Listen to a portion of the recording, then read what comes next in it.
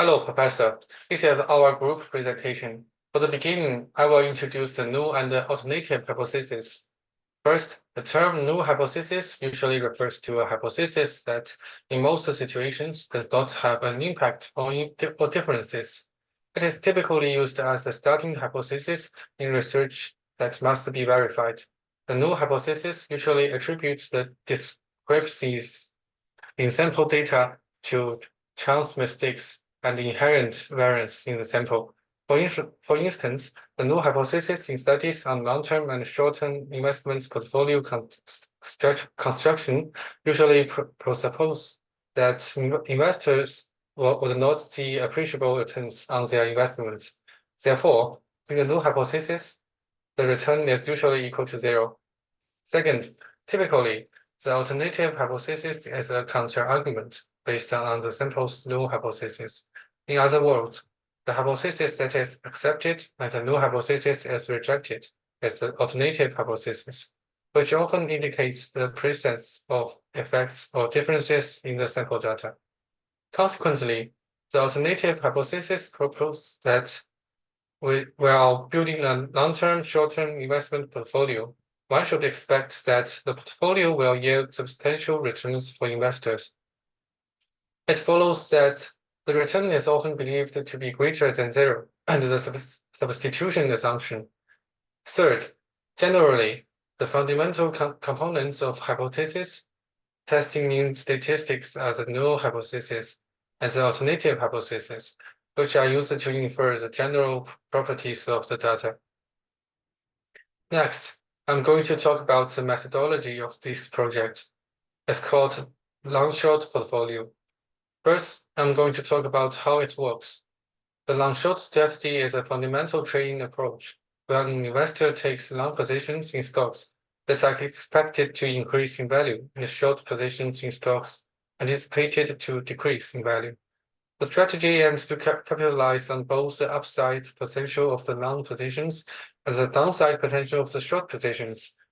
This strategy allows you to profit from ups and downs in asset prices and is not dependent on the whole market going up or down. In long positions, investors select stocks they believe are undervalued or have strong growth potential. This aims to profit from the appreciation in the stock's price over time.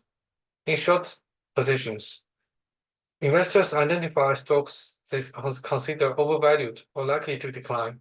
The goal is to profit from the fall in the stock's price by buying the shares at a lower price.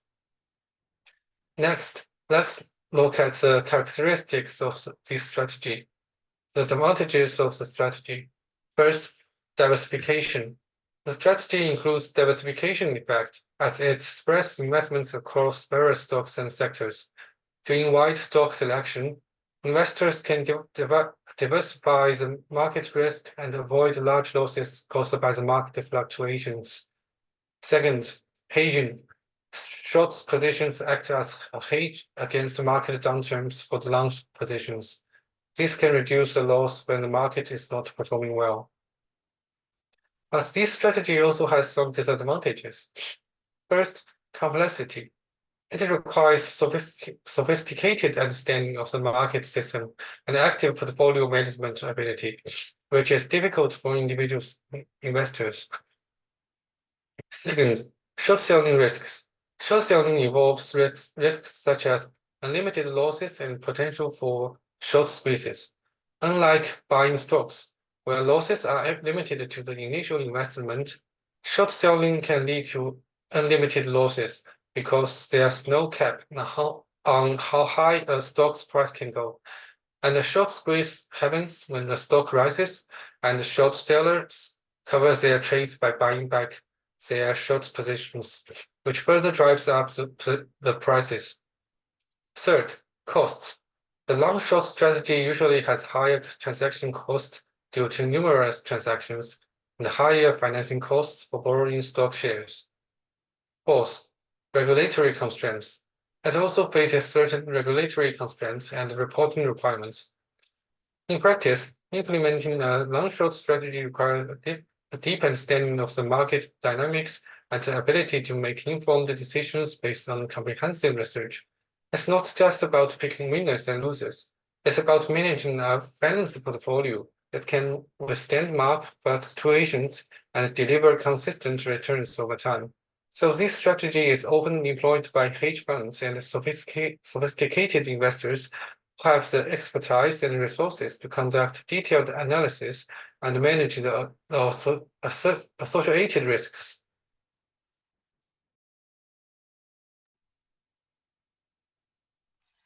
So how do we use code to build a long-short portfolio? We have the following steps. The first, read data from different data sources, then clean and transform this data uniformly for later analysis, and finally summarize them into a dictionary.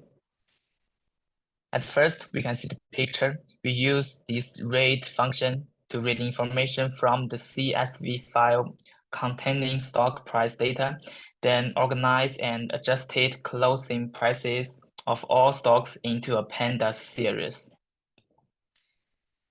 And then we use this function to calculate the daily return. The next is same as the monthly return. And finally, we merge the daily and the monthly into a dictionary. For the second step, calculate the volatility according to the previous calculation results. At first, this function using the daily calculated previously to calculate the monthly volatility. After that, this function merged the volatility calculated in the previous step with the monthly calculated earlier into a table to facilitate the construction or portfolio later. And the third step, we need to short the stocks in the first quantile each month, and then go long the stocks in the last quantile to construct the long short portfolio. At first, we use stock sorting function to divide stocks into Q quantiles, and then giving each stock a ranking. After that, we calculate the average return for each portfolio. And finally, we firstly reshape the feature data box and then sort the stocks into Q groups and then build the portfolio successfully. And about the average return and T statistic. The average return of the long-short portfolio indicates the mean profitability of the strategy over the specified period. A positive average return suggests that the strategy, on average, generates profit, whereas the negative average return indicates a loss. If the average return is substantially positive, it implies that strategy of going long or low volatility stocks and shorting high volatility stocks is profitable. T statistic. The T statistic measures the significance of the average return. It is calculated as the average return divided by its standard error. A high absolute value of the T statistic, typically greater than 2, indicates that the average return is statistically significant, implying that the observed profitability is not due to random chance. A low T statistic suggests that the average return is not statistically significant, indicating that the profitability of the strategy might be due to randomness rather than a systematic pattern. For question 4 is about the reliability of the result. The first is sample size. A large sample size number of observations generally leads to more reliable results as it reduces the impact of outliers and anomalies. If the number of observation n is large, the results are more likely to be reliable. Second, consistency over time. If the results are consistent across different time periods, it suggests that observed pattern is not a result of the specific time frame, but rather a consistent trend. Second, statistical significance. The t-statistic provides a measure of reliability. If the t-statistic is high, it indicates that the average return is statistically significant, making the results more reliable. Fourth, economy rationale. The strategy should have a stout economy rationale. In this case, the long-short strategy based on volatility is backed by financial theories suggesting that low volatility stocks tend to outperform high volatility stocks over the long term. Okay, next part.